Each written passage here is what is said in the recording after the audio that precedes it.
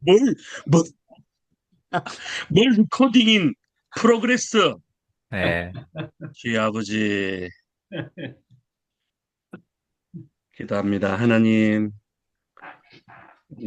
우리를 주의 종으로 부르시고 또 하나님의 말씀을 심부름 많은 일꾼으로 세우심을 감사합니다. 또 여러 가지 계획 중에 좀 더 많은 시간을 준비하고 싶은 마음에 우리 나주에서라 이해 강좌가 연기되었음을 안타깝게 생각하지만 더 잘 준비해서 생각한 것 이상으로 하나님의 은혜로 또 많은 사람들의 또 부합하는 그런 이 나주 예에서라가 될 수 있도록 잘 준비하게 하시고 오늘 이 모임 가운데도 큰 깨달음과 은혜가 있는 시간 되도록 인도하여 주시옵소서. 예수님의 이름으로 기도합니다. 아멘. 아멘. 맨, 아, 네. 에스라 강좌 오신 여러분들을 주님의 이름으로 환영합니다. 오늘은 제가 왜 성경을 읽어야 되는가, 왜 성경이어야만 하는가에 대해서 우리 성경 개론에 대해서 한번 말씀을 나누고 강좌를 진행하도록 하겠습니다. 먼저 말씀을 한번 보시겠습니다. 신명기 31장 9절에서 13절입니다.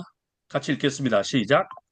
또 또 모세가 모세가 이 이 율법을 율법을 써서 써서 여호와의 여호와의 언약궤를 메는 언약궤를 매는 레위 자손 레위 자손 제사장들과 제사장들과 이스라엘 이스라엘 온 모든 장로에게 장로들에게 주고 모세가 그들에게 명령하여 이르기를 명령하기를 매 7년 끝에 곧 면제년의 초막절에 막절에 온 이스라엘이 내 하나님 여호와 앞에 그가 택하신 곳에 모일 때에 이 율법을 낭독하여 온 이스라엘에게 듣게 할지니. 그 다음에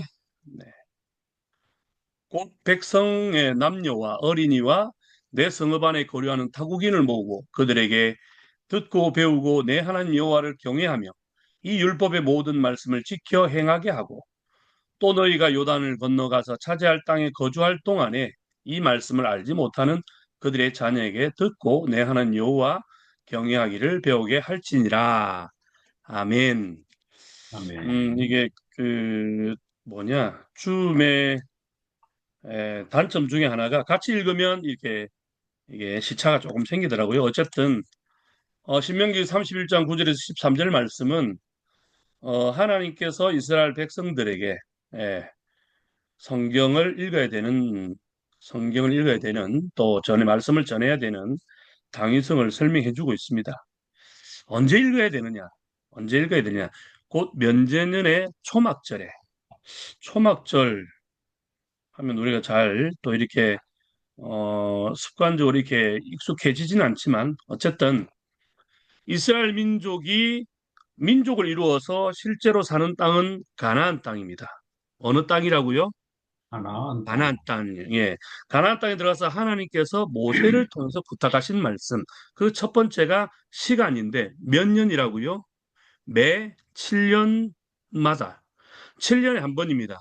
그리고 그 시기가 언제냐? 7년 끝에 면제년에 초막절에 그 말은 농사를 한 해, 7년, 그러니까 6년 동안 농사를 하고 7년째로 농사를 쉽니다. 농사를 안 하는 해에 흔히 우리가 말하는 안식년에 그때 농사를 안 하는 시간에 초막절에 뭐하라?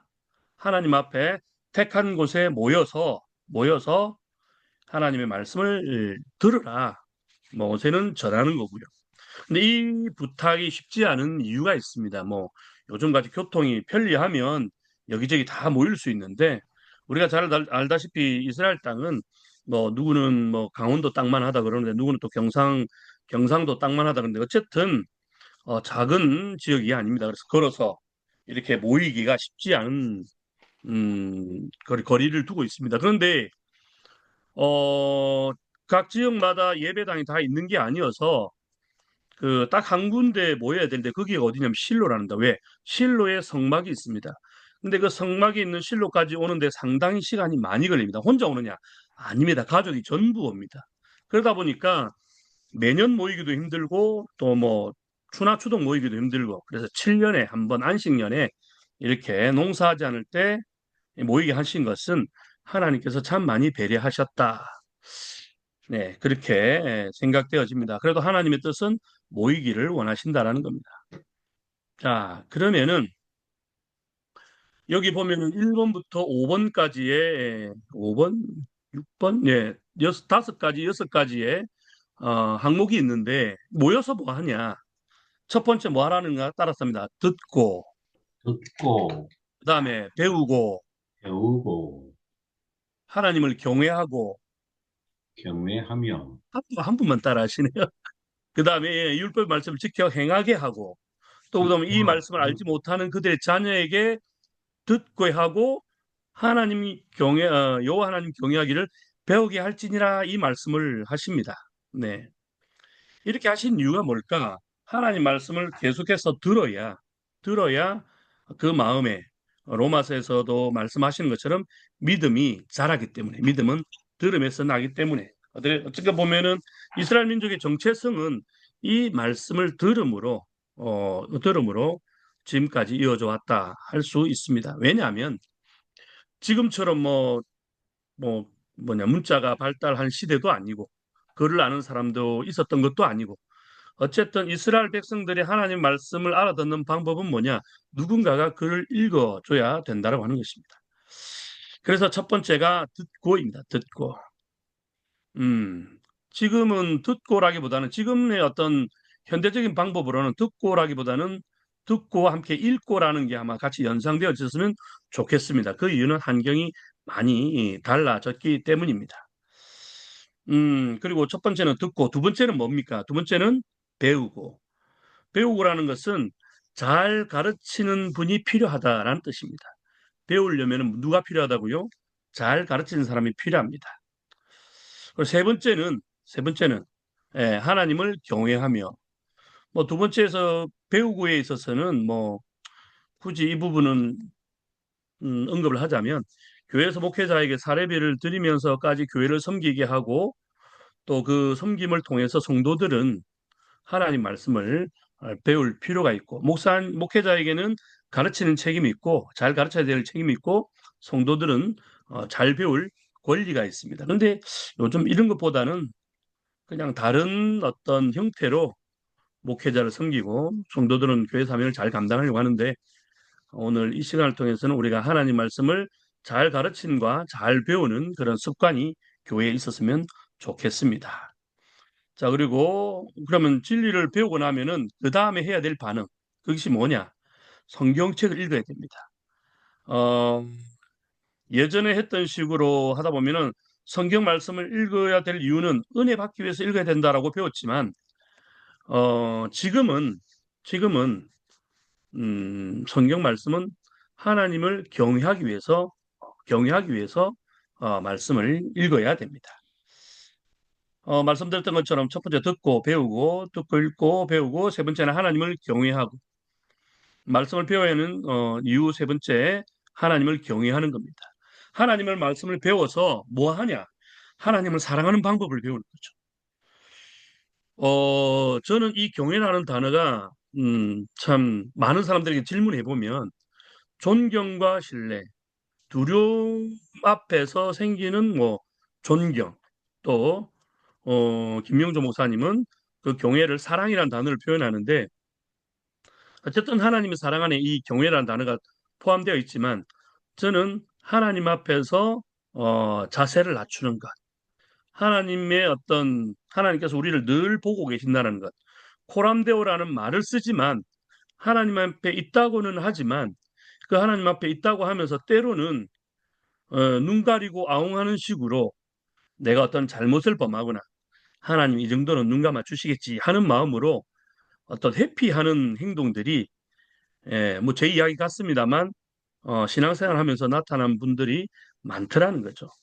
그래서 제가 이번에 경외라는 단어를 통해서 배우는 것은 하나님 앞에서 자세를 낮추는 것이 경외이고 경외일 것 같던 경외라고 나타나면 사람들 앞에서 자세를 낮추는 것은 겸손이라고 합니다. 그래서 성경에도 보면 남을 나보다 낮게 여기는 것, 하나님 사랑, 이웃 사랑을 우리가 말로만이 아니라 정말 하나님을 경외하는 마음으로 이웃에게 겸손하고 또 그 겸손한 삶을 잘 살아서 하나님 앞에 경외하는 삶으로 예배드리는 것이 예, 하나님을 참으로 경외하는 자의 모습이지 않겠나 그리 생각되어집니다. 그래서 저는 이 경외에 이제 휠이 꽂혀가지고 예, 우리 교회 내년 표에는 어, 하나님께 경외하고 이웃을 사랑하라 이렇게 이웃에게 겸손하라 이렇게 표현을 정해 보았습니다. 어쨌든 매 7년에 안식년에 어, 남녀 어린이 백성 고려하는 타국인 모두를 보고 하나님의 말씀을 듣고 배우고 경외를 배우면 네 번째 이 율법의 모든 말씀을 지켜 행하게 하라.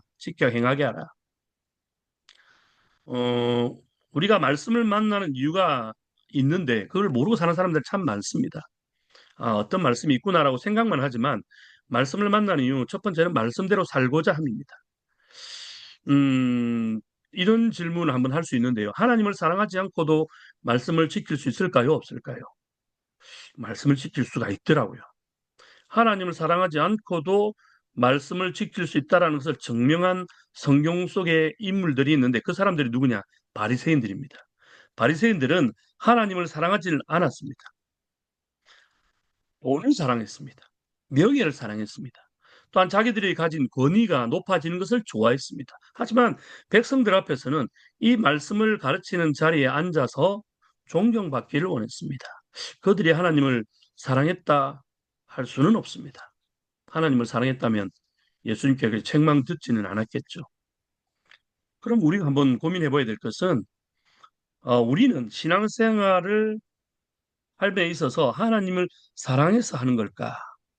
아니면 우리 자신을 위해서 신앙생활 하는 걸까? 음, 에스라는 에스라 성경 강자는 이걸 가르쳐 줍니다. 과연 내가 하나님을 사랑해서 신앙생활 하는가? 아니면 내 자신을 위해서 신앙생활 하는가?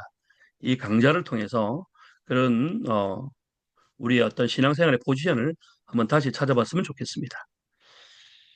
음, 네, 이 부분은 이만큼 하겠고요. 다섯 번째 해야 될 것이 있습니다. 다섯 번째 뭐라고요? 이 말씀을 알지 못하는 그들의 자녀에게 듣고 내 하나님 여호와 경외하기를 배우게 할지니라. 이 말씀이 나한테만 머물러서는 안 된다는 이야기입니다. 이 말씀을 어떻게 해야 된다고요? 따라서 합니다. 전도. 저는 전도. 이제 주거니 받거니 하기 때문에 뭐 이야기를 하셔도 됩니다. 무조건 듣기만 하지 마시고. 특별히 1차 전도 대상이 누구라고 합니까? 정답? 자녀입니다. 자녀. 하나. 그 교회 다니면서 사실 전도는 물론 가족들이 제일 쏙쏙이기 때문에 전도 대상자로 생각을 안 해봤습니다. 하지만 성경은 그들의 자녀에게 듣게 배우게 하라 말합니다. 나 집 가서 수업 들을게. 엄마가 얼굴 아빠 얼굴 보러 가. 오케이, 알았어. 네, 네네. 어쨌든 자녀에게 1차 자녀가 1차 전도 대상자라고 신명기 31장 우리에게 말씀하고 있습니다. 무엇보다도 신앙은 위에서 아래로 내려갑니다. 위에서 아래로. 그 아래가 바로 우리의 자녀들을 먼저 하나님 앞에 말씀으로 설 수 있게 가르쳐야 될 필요가 있습니다. 그것을 그래서 신명기에서는 말씀해 주고 있습니다. 에스라 성경 강좌의 목적과 근거를 한번 더 살펴보는데요. 이걸 앞에 내용을 정리해 보면 이렇습니다. 앞에 내용을 정리해 보면 이렇습니다.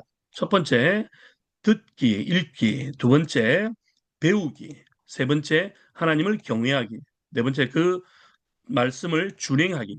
다섯 번째는 전도하기. 전도 대상자가 자녀라고 말씀드렸습니다. 그리고 이것을 잘 개성해야 될 필요가 있음을 가르쳐 주고 있습니다. 음, 강좌가 끝날 때까지 이 경외라는 단어가 계속 자리에 남아서 나는 얼만큼 하나님을 경외하고 있는가. 이를 한번 고민해 봤으면 좋겠습니다. 보통 성도님들이 그런 것 같더라고요. 하나님을 경외하는 것과 이웃에게 겸손한 것이 퍼센테이지로 따지면 5대5, 1대1, 50%, 50% 이게 비율이 줄어들어서는 안 되는데 하나님 앞에 내가 일을 하면서 하나님 앞에 10% 정도 행하면서 마치 사람들한테는 나는 하나님 앞에 90%를 행했어 라고 하는 모습이 있는데 이 둘 사이에는 밸런스, 밸런스, 균형이 반드시 필요하다는 겁니다.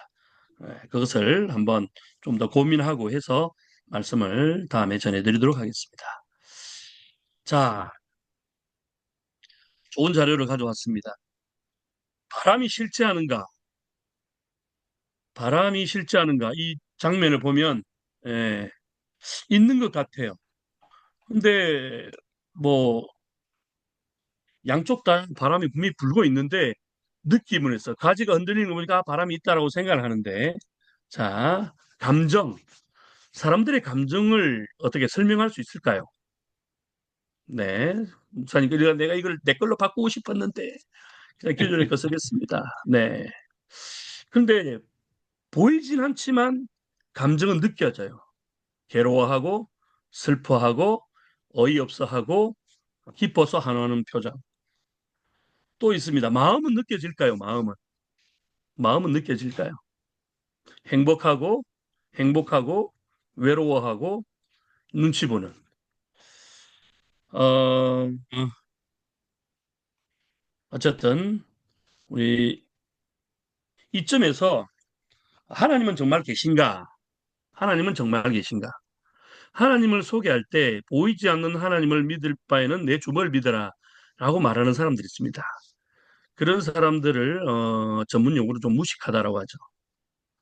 바람이 있음을 자기는 인지는 하고 있어요. 그러나 설명은 못해요. 감정이 있음을 인지는 하지만 설명은 잘 못해요. 마음도 마찬가지고요. 근데 어떤 과학자는 이런 표현을 합니다. 한번 영상 한번 같이 보겠습니다. 휴, 과학자님, 휴.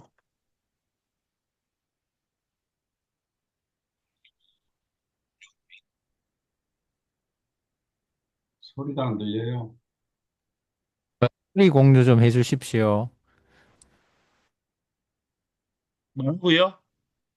소리 공유. 소리 공유 안 하신 공유. 거예요? 소리 공유를 그렇지. 해주셔야만 우리가 들려요. 그러니까 여기 설정 위에 올라가셔가지고 요 위에. 설정 위에 점점점 올라가시고 눌러가지고 밑에 내리면 소리 공유라고 소리 있어요. 공유. 점점점 소리 공유 끄기로 돼 있네. 모노 스테레오. 스테레오로 스테레오. 하시면 됩니다. 유전자의 활동으로 그냥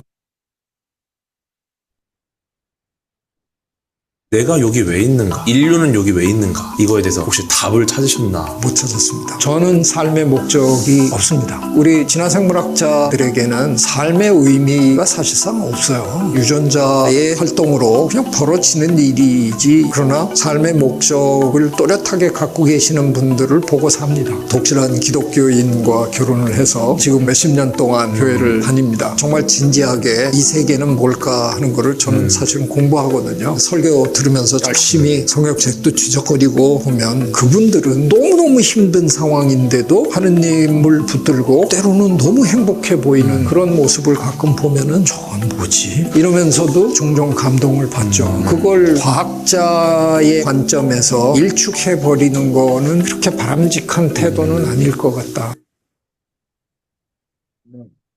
공짜가지고만. 이분은 우리나라 최고의 권위 있는 진화론자입니다. 서울대 교수님이시고요. 이분이 진화론 쪽 입장에서 하는 이야기만 빼면 사회를 바라보는 시각이라든지 사람을 바라보는 시각은 참 좀 많은 사람들에게 공감을 주고 있습니다. 특히 믿는 분들에게. 옳은 이야기를 하심에도 불구하고 이분의 아내는 권사님이시라고 합니다. 그래서 아내 권사님을 위해서 교회를 열심히 다닌다고 합니다. 자기는 전혀 마음에 와닿지 않는 이야기를 열심히 듣고 성경을 뒤적이고 본다고 합니다. 그런데 이분이 이야기하는 것은 자기는 삶의 목적이 없다. 진화론자에게는요, 삶의 목적이라는 건 존재하지 않는다고 합니다. 그냥 단지 유전자 활동이다라고 합니다. 그렇다면 이분에게 존재한다는 이야기는 뭐냐? 존재한다는 건 뭐냐? 이분은 아마 하나님 만나기 전까지는 찾기 힘들지 않겠나 생각되어집니다. 우리에게도 동일한 어떤 질문이 있습니다. 하나님은 정말 계신가? 하나님이 정말 계신 건가 하는 것에 대해서는 뭔가 우리는 계신 것에 대해서 표현해주고 싶은데 설명해주고 싶은데 참 마땅치가 않습니다. 그럼 우리가 이것을 딴 데서 찾는 것이 아니라 성경을 통해서 찾아야 할 것 같습니다.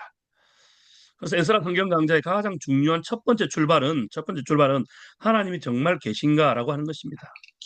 왜냐하면 하나님이 안 계신다면, 반대로 안 계신다면 이 성경책은 단순한 어떤 면에서는 고전 작품에 불과하고요. 이스라엘 민족의 역사에 불과하고요. 대한민국 사람이 굳이 신경 안 써도 되는 그러나 다른 나라 민족의 이야기에 불과합니다. 그런데 반대로 하나님이란 분이 정말 계신다고 한다면 이 성경책과 나와의 만남은 굉장히 특별한 만남인 거죠. 하나님이 계신다면요. 그래서 첫 번째 우리가 성경 강좌 시작할 때 분명히 해야 될 게 하나님이란 분이 정말 계신가라는 것에 대해서 정말 심각하게 고민해 봐야 됩니다. 그래서 성경을 통해서 우리가 한번 살펴보기를 원합니다. 자, 욥이란 사람이 이렇게 이야기를 합니다. 11절, 네. 그가 내 앞으로 지나가시나 내가 보지 못하며 그가 내 앞에서 움직이시나 내가 깨닫지 못하느니라 라고 이야기를 합니다. 또 뭐 이게 나타나진 않지만 8절 9절에 보면은 그런데 내가 앞으로 가도 그가 아니 계시고 뒤로 가도 보이지 아니하시며 그가 왼쪽에서 일하시나 내가 만날 수 없고 그가 오른쪽에서도 돌이키시나 배울 수 없다라고 이야기합니다. 욥이란 사람은요 정말 참 보기 드문 캐릭터입니다. 정말 유일한 캐릭터 같아요. 삶이 굉장히 힘들어하고 있는 이 욥이란 분이 자기의 삶 속에서 그토록 의지하고 사랑하고 경외했던 하나님이란 분을 진짜 뵙고 싶은 순간이 생겼는데 그 순간이 언제냐? 너무 힘들 때. 그 힘들 때 하나님을 뵙고 싶었는데 보여요? 안 보여요? 안 보입니다. 분명히 그분이 내 앞에 계신다고는 하는데 안 보이고 움직이신다고는 하는데 지금 깨닫지 못한다라고 하면요. 아마 이것만큼 답답한 게 없습니다. 하나님을 그렇게 믿고 했는데 정말 내가 필요할 때 하나님이 내가 정말 손 한번 내밀어 주신다면 이 순간 내가 힘들어도 버텨나갈 수 있을 것 같은데 이 욥이 내 삶 속에 하나님이 나타난 흔적이 안 느껴질 때 정말 괴롭다 이렇게 표현하고 있습니다. 나와 있구나. 시편 53편 1절, 2절, 3절에도 또 이렇게 나와 있습니다.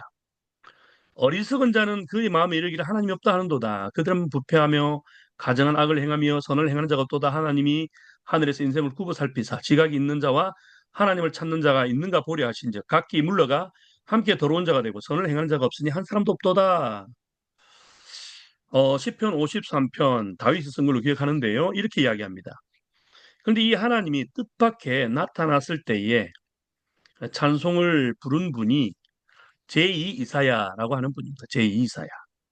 제2 이사야. 제2 이사야 한번 살펴볼까요? 자, 이사야 45장 15절 16, 그다음에 45장 15절, 48장 16절.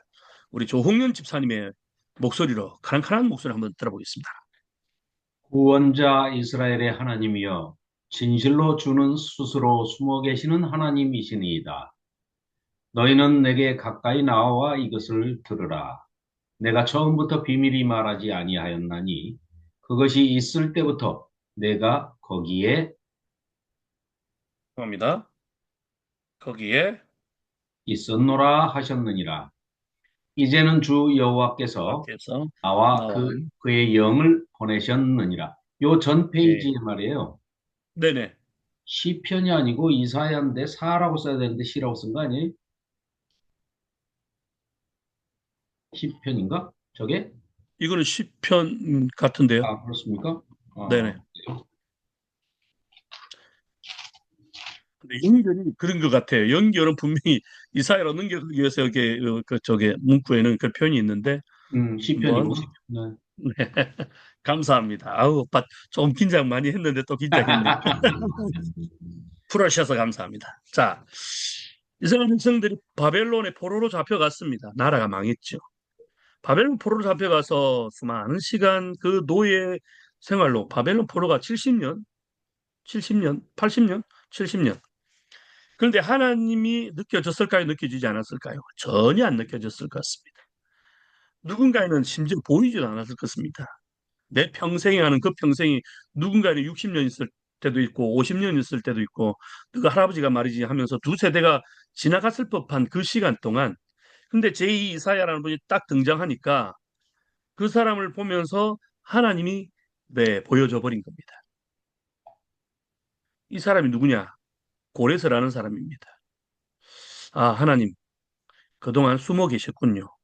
하나님이 안 계신 것이라, 안 계신 것이 아니라, 나 찾아봐라 하고 숨어 계시군요, 라고, 이분이 갑작스러운 깨달음을 갖게 됩니다.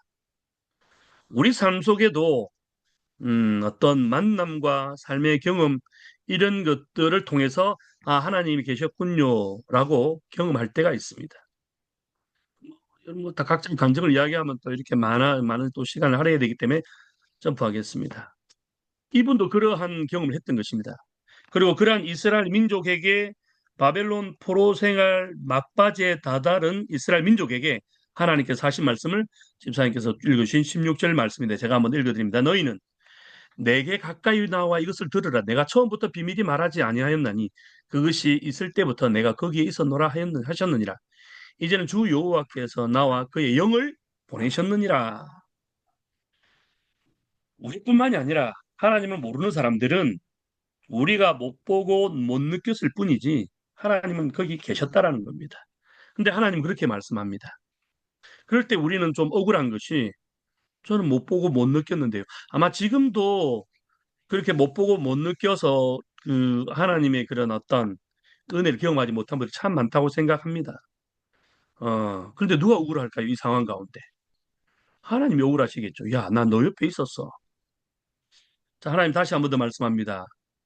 신윤수 목사님 읽어주면 좋은데 그냥 시간 관계상 제가 읽겠습니다. 이사야 65장 1절입니다. 나는 나를 구하지 아니하던 자에게 물음을 받았으며 나를 찾지 아니하던 자에게 찾아냄이 되었으며 내 이름을 부르지 아니하던 나라에 내가 여기 있노라 내가 여기 있노라 하였노라. 내가 여기 있다. 내가 여기 있다라고 말하는 그 하나님을 만나게 되면 우리의 삶의 길이 상당히 달라집니다. 그렇게 될 줄 믿습니다. 아멘. 네, 아무나 아멘 안 해주는 거예요. 하나님이 분명히 계시다면 그게 확인되어지면 그 다음부터는 삶의 길이 명확히 명백히 이전과는 달라지는 게 분명합니다. 그래서 하나님이 정말 계시는가 하는 그런 내용에 대해서 학자들이 살핀 결과 지난 역사 속에서 상당히 많았다고 하는 것입니다. 이제는 좀 이제 학자들의 그 자료를 통해서 한번 살펴보겠는데 1번 한번 읽어주시겠습니까? 다시 시작. 만물의 구성과 오케이, 감사합니다. 운동은 질서가 질서가 있다. 질서가 있다. 네네. 이 천지만물은 그냥 움직이는 게 아니라 뭐가 있다고요? 질서가 있다라고 말합니다. 이걸 보니까 이 질서를 부여한 누군가가 존재하지 않으면 이런 말 할 수가 없는 거죠. 자, 질서를 부여한 분이 있다. 두 번째 같이 읽어주면 시작. 디자인한 디자인하신 이가 그렇죠. 예, 디자인한 이가 있다. 이 모든 물건에는 그냥 막 무질서하게 그냥 개념 없이 생긴 것이 아니라 어떤 공통적인 디자인이 보이더라는 겁니다. 그 공통적인 디자인. 일본에 여행을 가도요. 집들이 일본스러운 집들이 그냥 비슷한 디자인으로 한국에 오면은 한국적인 디자인으로 아파트가 있다든지 그런 디자인이 있습니다. 뭐 우리 목사님은 또 이렇게 표현할 때 에스라 강자의 어떤 이런 프레임 디자인이 있는 것처럼 그 즐겨 쓰는 패턴이 있습니다. 마찬가지로 하나님께서 모든 만물에 부여하신 독특한 패턴이 있더라는 것입니다. 그래서 이것이 발견되어지면, 깨달아지면 이 모든 만물을 지으신 분이 한 분일 수밖에 없구나라고 하는 것을 우리도 이해할 수가 있다고 하는 것이죠. 다음 세 번째 한번 읽어볼까요? 시작. 사람에게 양심과 윤리가 윤리가 있다. 있다. 아까 우리 감정과 마음을 한번 살펴봤는데요. 마찬가지로 윤리와 양심이 있는데 지금도 이것이 작용하는 것을 알 수 있는 것이 사람들이 악한 일을 하게 되면요, 두렵고 떨림이 있습니다. 왜죠? 양심이 있으니까 그렇죠. 또 어떤 내용에 대해서 좀 감정적으로 불합리한 상황들을 만나게 되면 그것에 대해서도 뭔가 어떤 내 어떤 양심이 그냥 요동치더라는 겁니다. 지난주에 에이펙 뭐 열려서 너무나 좋았습니다. 근데 뭐 잘했죠. 근데 누군가들의 기대 속에서는 좀 실망을 가져왔겠지만 어쨌든 누군가에게는 뭐 응원하는 사람들에게는 아주 뭔가 좀 박수 칠 만한 일이 생겼는데 오히려 미국 대통령을 기대하고 기다렸던 사람들이 자기들의 생각과 더 전혀 다른 행동들 하니까 그냥 통곡하고 울고 난리가 났는데 이런 걸 보면서도 야, 도대체 저 사람은 양심이 있을까라는 어떤 생각을 할 정도로 좀 불합리한 그런 일들이 많이 진행되더라는 겁니다. 특히 지금 뭐죠?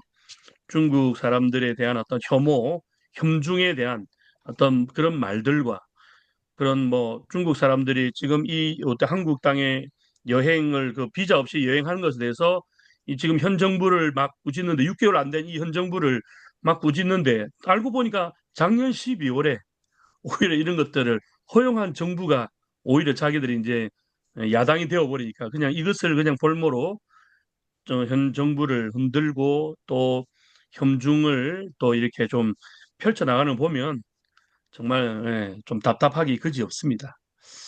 그래도 도대체 그들에게 양심이 있는가 그런 생각들이 느껴지고요.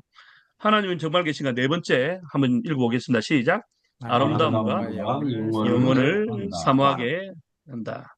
사람에게는 독특한 관점이 있는데 그것이 뭐냐면 아름다움과 영혼을 사모한다라는 것입니다.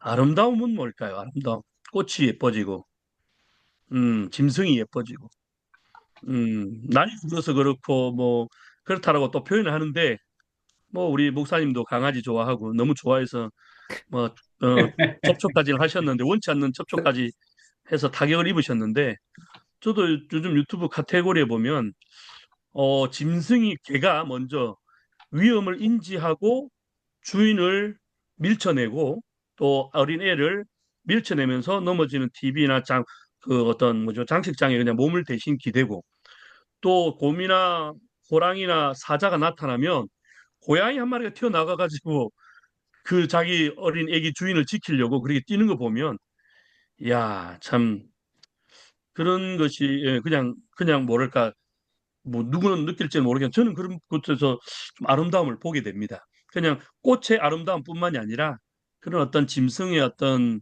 모습을 통해서도 저는 그런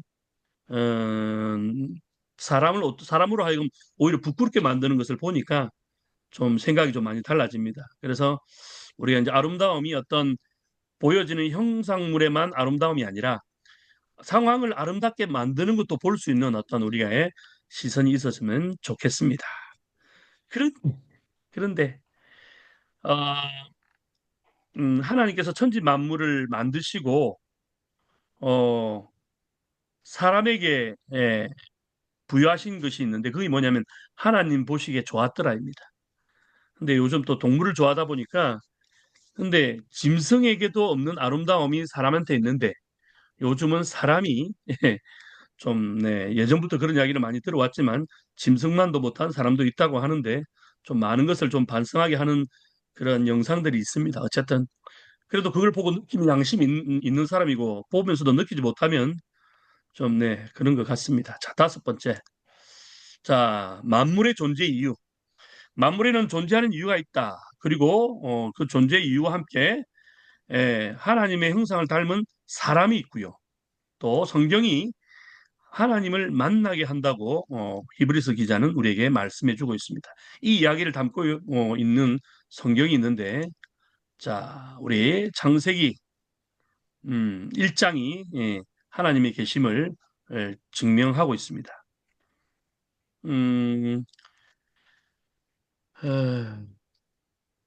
네.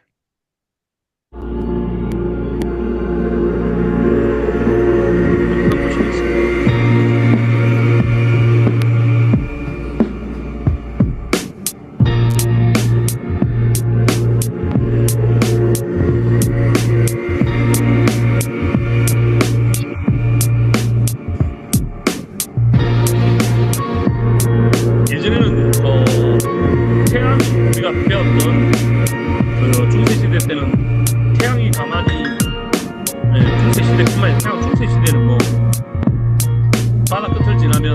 사라진다라는 갈릴레오 갈릴레이 이야기가 있었고요. 그것이 그것이 터무니없었다라고 어디서 비판한 나 자신은 태양은 가만히 있고 주변에 별들이 뺑뺑 도는 걸로 그렇게 배웠습니다. 그런데 지금은 학자들이 그것이 아닌 것을 발견했습니다.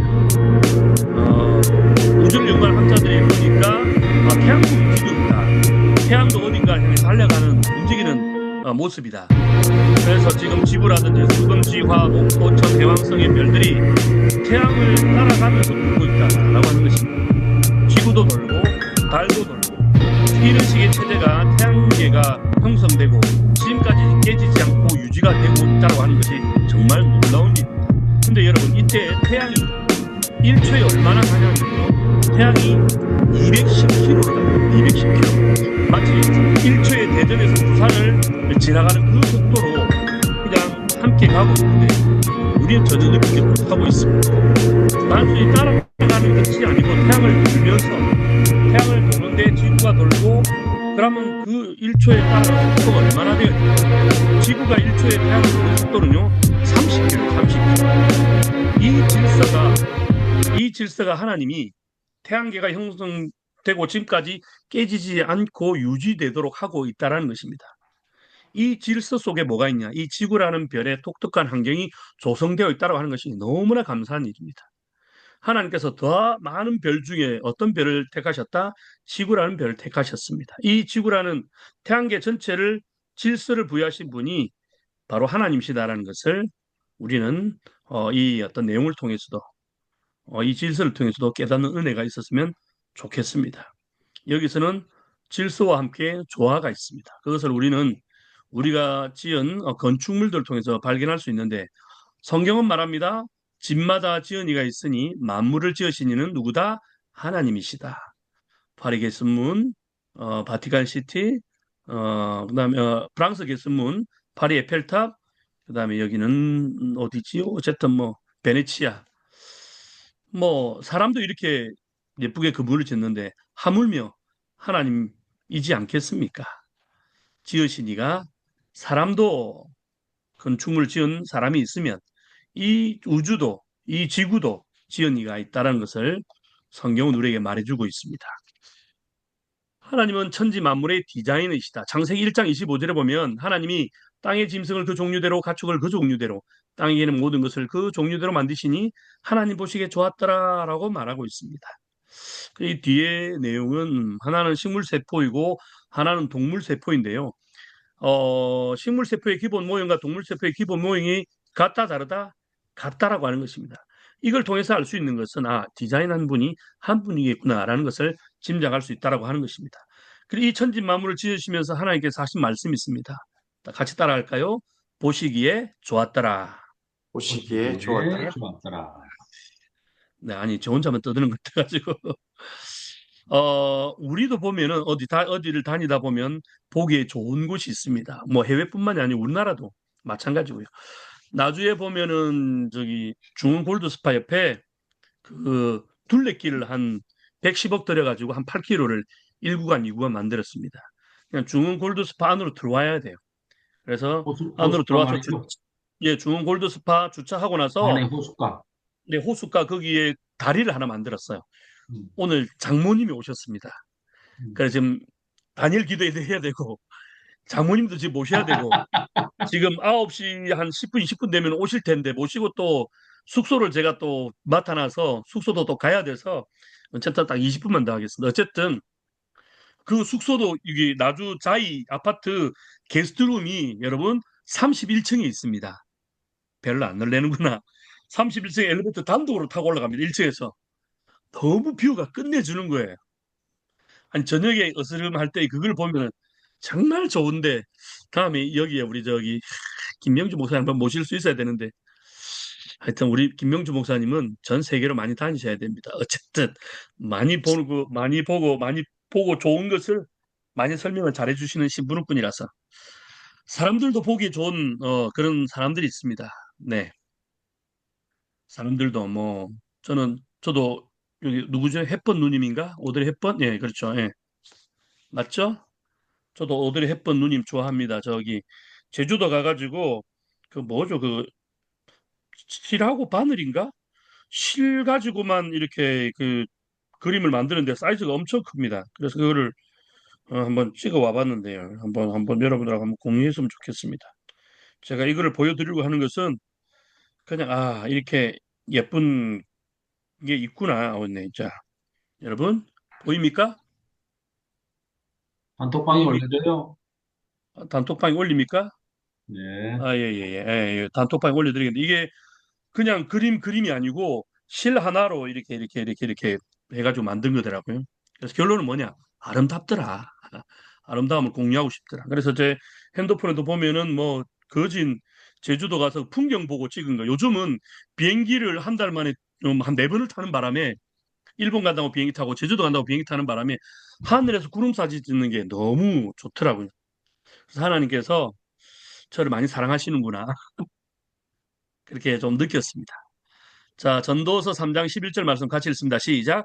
하나님이 모든 것을 지으시되 때를 따라 아름답게 하셨고 또 사람들에게는 영혼을 사모하는 마음을 주셨느니라. 그러나 하나님이 하시는 일의 시종을 사람으로는 측량할 수 없게 하셨도다. 이 만물의 아름다움을 우리가 느끼게 하시면서 최종적인 아름다움까지 하나님은 바라보게 하셨다라고 하는 것입니다. 쇠하지 않는 아름다움, 새 하늘과 새 땅에 저 천국의 아름다움까지 우리로 하여금 사모하는 마음을 하나님께서 주셨다라고 하는 사실입니다. 믿으시면 아멘. 아멘. 그리고요, 사실은 우리가 뭐 여름에는 이번 여름 참 더웠습니다. 근데 더웠는지 안 더웠는지 기억납니까? 아니, 엄청 더웠어요.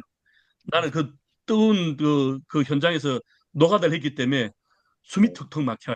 어쨌든 우리에게 주시는 이 햇볕도 어떻게 보면 하나님의 선물입니다.